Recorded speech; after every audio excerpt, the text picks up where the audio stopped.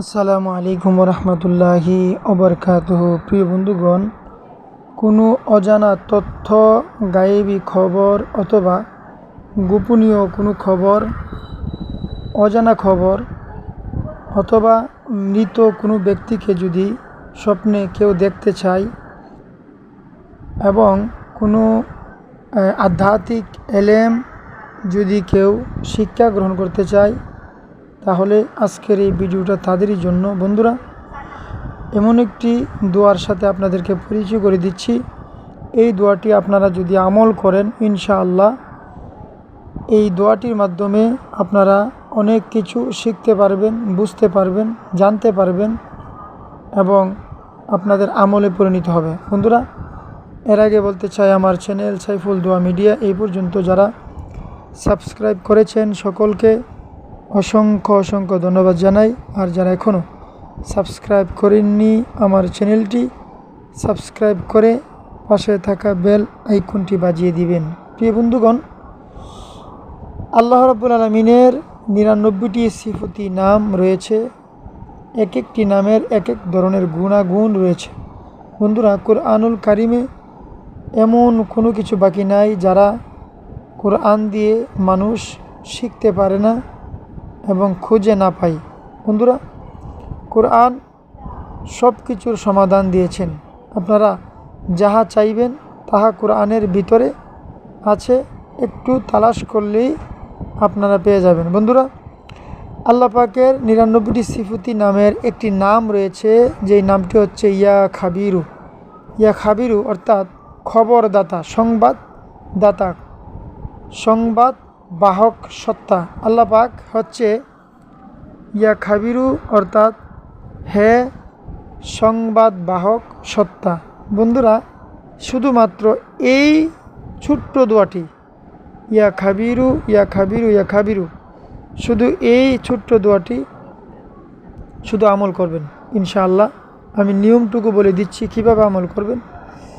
যদি কোনো বান্দা, যদি কোনো মানুষ যদি পাপে পাপিষ্ট হয়ে যায়, মনটুকু নফস খারাপ হয়ে যায়, আপনার চিন্তা চেতনা যদি অন্য ধরনের খারাপ ধরনের হয়ে যায়, তখন আপনি এই নফসকে যদি আপনি কন্ট্রোলে না করতে পারেন, নিয়ন্ত্রণ না আনতে পারেন, আপনার নফস যদি নিয়ন্ত্রণের বাহিরে চলে যায়, আপনি যদি দেখেন যে আপনি খারাপ হয়ে যাচ্ছেন, আপনার হাতে দিয়ে আপনার অন্যায় কাজ হচ্ছে, আপনার চোখে মুখে শুধু অন্যায় কাজের দিকে লিপ্ত হচ্ছে, তখন মনে করবেন আপনার নফস খারাপের দিকে চলে যাচ্ছে। তখনই আপনি ইয়া খাবিরু এই দোয়াটি বেশি বেশি করে পড়বেন। ইয়া খাবিরু ইয়া খাবিরু ইয়া খাবিরু আপনি বেশি বেশি পড়বেন। এটা আল্লাহ পাকের একটি সিফতি নাম, ইয়া খাবিরু। আপনি এই দোয়াটি সুন্দর করে বেশি বেশি করে আপনি এই দোয়াটি পড়বেন। ইনশাআল্লাহ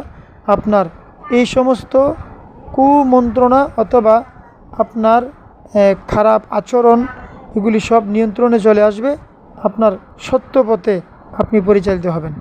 শুধু তাই নয় বন্ধুরা, কোনো ব্যক্তি যদি একটি পাথর কোছায়, মানে একটি ছোট্ট পাথরে জুম্মার দিন প্রথম লগ্নে, মানে জুম্মার দিন সকালবেলা আপনার এই ইয়া খাবিরু, আমি হরফগুলো আমার ভিডিওতে লিখে দিব, এই কয়েকটা হরফ যদি এই পাথরের মধ্যে লিখে সে মুখের ভিতরে রাখে, সে যত বড় মরুভূমি হোক, যত বড় পরিশ্রমই করুক না কেন, তার পানির তৃষ্ণা আসবে না। পানির তৃষ্ণা এবং ক্ষুধা, পানির কোনো তৃষ্ণা তার লাগবে না। প্রিয় বন্ধুরা, শুধু তাই নয়, যদি কেউ গায়েবী রহস্য জানতে চায়, গায়েবী রহস্য অর্থাৎ গায়েব থেকে কোনো কথা জানতে চায় অথবা কোনো কিছু জানার ইচ্ছা জাগে এবং মা বাবা ভাই বোন যারা কবরে আছে, মৃত্যু ব্যক্তি, তাদেরকে দেখতে ইচ্ছুক, তাহলে এই নকশাটি যে আমি এই হরফগুলি লিখে একটা সাদা কাগজে লিখে, মেশক জাফরান দিয়ে লিখে বালিশের নিচে রেখে সে যখন ঘুমিয়ে যাবে, ইনশাআল্লাহ ওই রাত্রে স্বপ্নে যুগে সে তার মা হোক, তার বাবা অথবা তার যেই হোক না কেন, তাদেরকে সে এই রাত্রে স্বপ্নে যুগে সে দেখতে পারবে এবং তার গায়েবী কোনো রহস্য যদি সে জানতে চায় তাহলে সেই গায়েবী রহস্য তার চোখের সামনে চলে আসবে, চোখের সামনে ভেসে উঠবে এবং তাকে মনে করিয়ে দিবে। শুধু তাই নয় বন্ধুরা, এই নকশাটি চীনা বর্তন অর্থাৎ চীনা বাসনের মাধ্যমে যদি মেশক জাফরান দিয়ে লিখে এই পানিটা ধৌত করে পানিটা যদি খাই তাহলে কোনো ছাত্রীদের মেধাশক্তি বাড়বে এবং যাদের যেই ছাত্রছাত্রীদের মেধাশক্তি কম, পড়াশোনা মনে থাকে না, পড়াশোনা ভালো নয়, তাদের জন্য এই খাবিরু এই চীনা বর্তনের মধ্যে লিখে মেশক জাফরান দিয়ে এই পানিটা ধৌত করে পানিটা তাদেরকে খাওয়াই দিবেন। ইনশাআল্লাহ তার জ্ঞান শক্তি বাড়বে, মেধা শক্তি বেড়ে যাবে, স্মরণ শক্তি বেড়ে যাবে, সে জ্ঞানী, অনেক জ্ঞান অর্জন করতে পারবে। জ্ঞান অর্জন করতে গেলে এই দোয়াটি অনেক মহামূল্যবান।